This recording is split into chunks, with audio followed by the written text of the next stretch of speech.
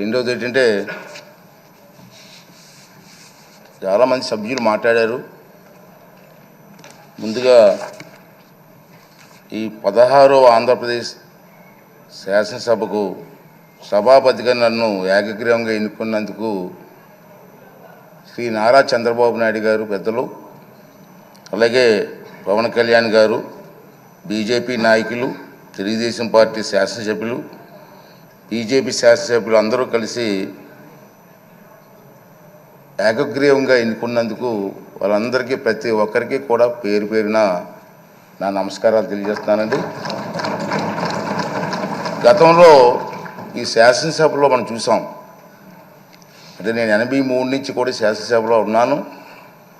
ఉమ్మడి రాష్ట్రంలో కూడా చాలామంది శాసనసభలో సభాపతిగా పనిచేసిన తీరు చూసాం. చాలామంది పెద్దలు పనిచేశారు. ఇందాక అచ్చెన్నాయుడు గారు మాట్లాడుతూ కూడా కొన్ని విషయాలు చెప్పారు. తంగి సత్యనారాయణ గారు కానీ, ప్రతిభా భారతి గారు కానీ, యనమల రామకృష్ణ గారు కానీ, నారాయణరావు గారు, నారాయణరావు గారు ఉండేవారు, వారు కానీ, తర్వాత కోడెల శివప్రసాద్ గారు కానీ, వీళ్ళందరూ కూడా సభాపతులుగా పనిచేశారు. మీ అందరికీ తెలుసు. విలువలతో కూడినటువంటి కార్యక్రమాలు పాల్గొన్నారు. సభను సక్రమంగా నడిపించారు. ఉంటాయి కొంతమంది చేత చిన్న చిన్న పొరపాట్లు జరుగుతూ ఉంటాయి. కానీ నా ఉద్దేశం అంటే ఈ సభ అన్నది చాలా గౌరవమైన సభ. నేను 42 ఇయర్స్ నుంచి నేను రాజకీయాల్లో ఉన్నా, మీకు తెలుసు, మీ అందరూ ఇప్పుడే మాట్లాడారు. అయితే ఈ స్థానం అన్నది చాలా పవిత్రమైన స్థానం. నేను మీ అందరినీ కోరేదండి, ఇక్కడ చూశాను నేను రాత్రి అన్ని తెచ్చి చూస్తే మొత్తం 22 మంది మహిళా ఎమ్మెల్యేలు వచ్చారు ఈ సభలో. నిజంగా చంద్రబాబు నాయుడు గారిని, పవన్ కళ్యాణ్ గారిని అభినందించాలా. ఇంతమంది మహిళలకు అవకాశం, మహిళల కోసం ఎన్నో ఉపన్యాసిస్తుంటాం రాజకీయంగా, కానీ వాళ్ళకి ఆ స్థానం కల్పించడంలో ప్రముఖ పాత్ర వహించిన చంద్రబాబు నాయుడు గారికి, పవన్ కళ్యాణ్ గారికి, బీజేపీ వాళ్ళకి ధన్యవాదాలు చెప్పాల్సిన అవసరం ఉంది. అంటే మహిళలు, అలాగే 33% పోస్ట్ గ్రాడ్యుయేట్స్ ఈ సభలో ఉన్నారు. ఇది చాలా మంచి పరిణామం. 39 మంది గ్రాడ్యుయేట్స్ ఉన్నారు ఈ సభలో. అలాగే 57% లెస్ దెన్ 55 ఇయర్స్ ఏజ్ ఉన్నవారు ఉన్నారు. 55 ఇయర్స్ లోపు ఉన్న వాళ్ళు 57% ఉన్నారు. అంటే ఇంచుమించు యంగ్ బ్లడ్ కదా. ఇటువంటి సంపద ఈ సభలో ఉంది బికాస్ ఆఫ్ నాయకుల తాలూకు సహకారంతో. మరి దీన్ని ఉపయోగించుకొని మన సభని స్వభావుగా ఎప్పుడూ జరిగిన విధంగా ఉంచితే, ఎందుకు అంటున్నానంటే ఈ మాట, గత 5 సంవత్సరాల పరిపాలన చూసాం మనం. సభాపతిగా నేను మాట్లాడవచ్చో తెలియదు, కానీ రాష్ట్రం నష్టపోయింది, ప్రజలు నష్టపోయారు. ఇవాళ మీరు అందరూ ఏమనుకుంటున్నారు, కొంతమంది ఏమనుకుంటున్నారంటే మీకు పదవి వచ్చింది అనుకుంటున్నారు, ప్రజలు మీకు పదవి ఇచ్చారనుకుంటున్నారు. నా దృష్టిలో మనకిచ్చింది పదవి కాదు, బాధ్యత. మనకిచ్చింది ఈ టర్మ్లో మనకిచ్చింది పదవి కాదు, ఒక బాధ్యత ఇచ్చారు. మన భుజస్కంధాలపై ఆ బాధ్యత పెట్టారు, ఒక నమ్మకంతో ఇచ్చారు. చంద్రబాబు నాయుడు గారు, పవన్ కళ్యాణ్ గారు, బీజేపీ కలిసి ముందుకు వచ్చారు. ఈ రాష్ట్రానికి న్యాయం జరుగుతుంది, చంద్రబాబు గారు సమర్థవంతంగా పరిపాలన చేసే శక్తి ఉంది అని ఒక నమ్మకం. నేను ఎన్టీ రామారావు గారితో పనిచేశా 83లో, అది ఒక తుఫాను. కానీ సీట్లు వచ్చాయి, కానీ ఇంత మెజార్టీలు రాలే ఆ రోజులో. ఒకసారి గమనించండి, ఒకసారి మీరు సీట్లు వచ్చాయి, ఇంత మెజార్టీలు రాలే. ఏంటంటే ఒక ఎమ్మెల్యేకి ఎంపీకి వచ్చిన మెజార్టీలు వచ్చి మనం చూశారు మీరు. దాన్ని మనం ఎప్పుడూ మర్చిపోకూడదని చెప్పి ఈ సందర్భంలో మీ అందరికీ మనం చేస్తున్నాను. అలాగే ఫస్ట్ టైం ఎమ్మెల్యేస్ 88 మంది ఉన్నారు మన హౌస్లో, ఫస్ట్ టైం ఎమ్మెల్యేస్. వారందరినీ నేను కోరేది ఏంటంటే, మీకు అవకాశాలు ఇస్తా, ఎందుకంటే మీరు కూడా మాట్లాడాలి, మీ తాలూకు వాయిస్ వినిపించాలి. మీ అందరు నేను కోరేది ఏంటంటే, ఈ హౌస్లో మాట్లాడడం అంటే హౌస్ కోసం కాదు, నా కోసం కాదు, మీకోసం కాదు, ఈ రాష్ట్రం కోసం, రాష్ట్ర ప్రజల భవిష్యత్తు కోసం మాట్లాడారు. అంచేత ఫస్ట్ టైం ఎమ్మెల్యేస్ కూడా మగమాటం లేకుండా నీకు అవకాశాలు ఇస్తా, అవసరమైతే హౌస్ని 2-3 రోజులు పొడిగిస్తాం సభానాయకులు మాట్లాడి, తప్పేలే, చర్చ జరగాల. మీ నియోజకవర్గంలో మీరు కావాల్సినటువంటి కార్యక్రమం ప్రజలు అందరూ కోరుకుంటారు, కార్యక్రమం అడుగుతారు మనల్ని. ఆ కార్యక్రమాలని స్పష్టంగా సభ ద్వారా మంత్రులు ఉంటారు, మంత్రులకి అధికారులు ఉంటారు, అధికారులకి వారితో పాటు ప్రజలకు కూడా మా ఎమ్మెల్యే గారు అసెంబ్లీలో మాట్లాడారు మా సమస్య కోసం చెప్పి ఒక ఆలోచన వచ్చే విధంగా మీరందరూ కూడా ప్రవర్తించవలసినటువంటి అవసరం ఉందని చెప్పి మనం చేస్తున్నాను. అలాగే మా చంద్రబాబు నాయుడు గారు చూశాను, నేను రాత్రి చూసి చాలా ఆశ్చర్యపోయాను. నేను ఫస్ట్ టైం ఎమ్మెల్యేస్కి 9 మందికి మంత్రులు ఇచ్చారు. సాధారణంగా మంత్రి అంటే ఏం చేస్తారంటే అనుభవం చూస్తారు, ఎన్ని చూస్తారు కదా సాధారణంగా. కానీ ఫస్ట్ టైం ఎమ్మెల్యేస్కి 9 మందికి మంత్రులు ఇచ్చారంటే ఇది చిన్న విషయం కాదు.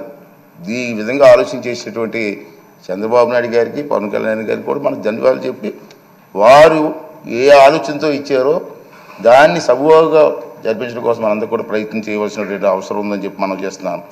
అదే కాకుండా ఈ వేళ మీరు చూశారు, ఇందా చెప్పాను, నందమూరి తారక రామారావు గారి ఆశీస్సుతో నేను రాజకీయాల్లోకి వచ్చాను. మీ అందరికీ తెలుసు.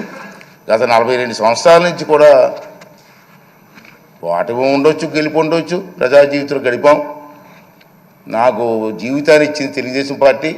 అందుకే అప్పుడప్పుడు చెప్తుంటాను, నేను బతికి ఉన్నంత కాలం కూడా తెలుగుదేశం పార్టీ జెండా కప్పుకొని చచ్చిపోవాలనుకుంటాను తప్పించి వేరే ఆలోచన మాకు. ఎందుకంటే నాకు జీవితం ఇచ్చింది. ఆ మాట అంటారు కొంతమంది, ఆ మాట ఎందుకంటే ఉంటారు. సరే, ఏ పదవిలో ఉండవచ్చు, నేను ఏ కుర్చీలోనే కూర్చోవచ్చు, నాకు జీవితాన్ని ఇచ్చిన వాడిని మర్చిపోతామా? అదే నా భావన. అదేవిధంగా మనందరూ పనిచేయవలసిన అవసరం ఉందని చెప్పి మనం చేస్తూ, అలాగే మీరందరూ కూడా నేను కోరేది ఏంటంటే, మీరు కొన్ని కార్యక్రమాలు ఇస్తారు ప్రజలు మీకు, ఆ కార్యక్రమాలని హౌస్లో ఏ విధంగా ప్రజెంటేషన్ చేయాలా? ఇది హౌస్లోకి వచ్చాం, కూర్చున్నాం, వెళ్ళిపోయాం, అది కాదు ముఖ్యం. ప్రతి కార్యక్రమానికి కూడా పద్ధతి ఉంది. మీ దగ్గర రూల్స్ ఉన్నాయి. ఇక్కడ మన ఇక్కడే అసెంబ్లీలో లైబ్రరీ కూడా ఉంది. నేను నా అనుభవం చెప్తున్నాను. ఈవేళ మేము ఫస్ట్ టైం ఎమ్మెల్యే అయినప్పుడు 83లో కానీ 85లో కానీ నేను మంత్రి అయినప్పుడు ఒక క్వశ్చన్ వేస్తే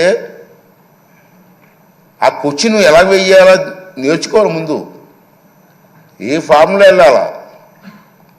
సభలో మాట్లాడినప్పుడు మంత్రి ఉంటారు, మంత్రితో పాటు వాళ్ళ డిపార్ట్మెంట్ వాళ్ళు ఆఫీసర్లు ఉంటారు. మీరు మాట్లాడింది మీ సమస్యని ప్రెజెంటేషన్ చేసే విధానాన్ని నేర్చుకోవాలి. ఒక కావలిస్తే చంద్రబాబు నాయుడు పెద్దలతో మాట్లాడి మీకు ట్రైనింగ్ క్యాంప్స్ పెడదాం. ఇంతకుముందు హైదరాబాద్లో బాబు గారి టైంలో, సార్ మీకు గుర్తుందో లేదో కానీ, ఒక 4-5 రోజులు మాకు ట్రైనింగ్ ఇచ్చారు. ఎన్టీ రామారావు గారు అయితే అక్కడ గండిపేటలో 9 రోజులు ట్రైనింగ్ ఇచ్చారు మాకు. 9 రోజులు అక్కడే ఉన్నాం.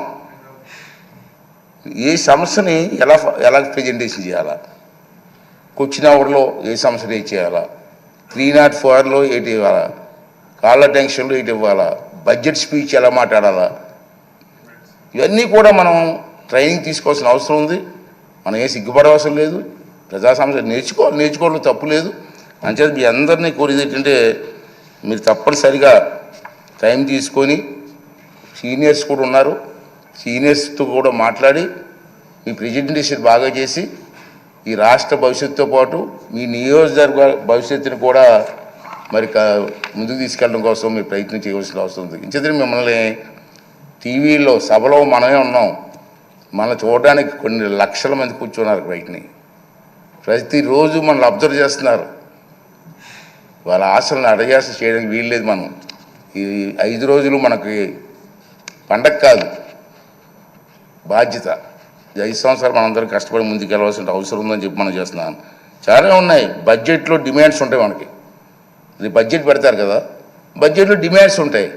మీకు ఇంట్రెస్ట్ అయిన డిమాండ్స్ మీద మాట్లాడండి, ట్రైనింగ్ అవ్వండి. కావాలంటే మా ఈ సభాపతి కార్యాలయంలో కొంతమంది ఉంటారు, ఆఫీసులు ఉంటారు.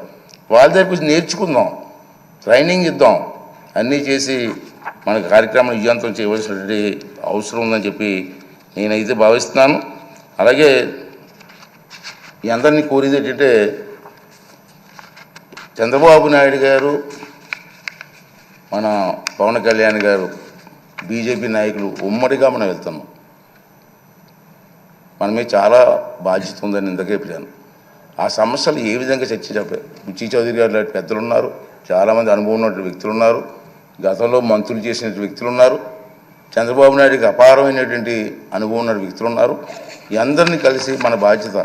నా ఉద్దేశం ఒకటే, నేను ఒకటే నిర్ణయం తీసుకున్నాను, స్పీకర్ తక్కువగా మాట్లాడాలా, సభ్యులు ఎక్కువగా మాట్లాడాలి. ఆ అవకాశం నేను కల్పిస్తాను, అది బాధ్యత. కానీ మీరు కూడా ట్రై చేయండి, సభ్యుల మీద మాట్లాడండి, ఈ సభకు గౌరవం తీసుకురండి. ఈ 16వ శాసనసభకు ఒక మంచి గుర్తింపు వచ్చేలాగా, గౌరవం వచ్చేలాగా మీ అందరూ కూడా సహకారం అందించాలని చెప్పి ఈ సందర్భం మనం చేస్తూ, అలాగే ముందే చెప్పాను తక్కువ మాట్లాడితే మంచిదని స్పీకరు.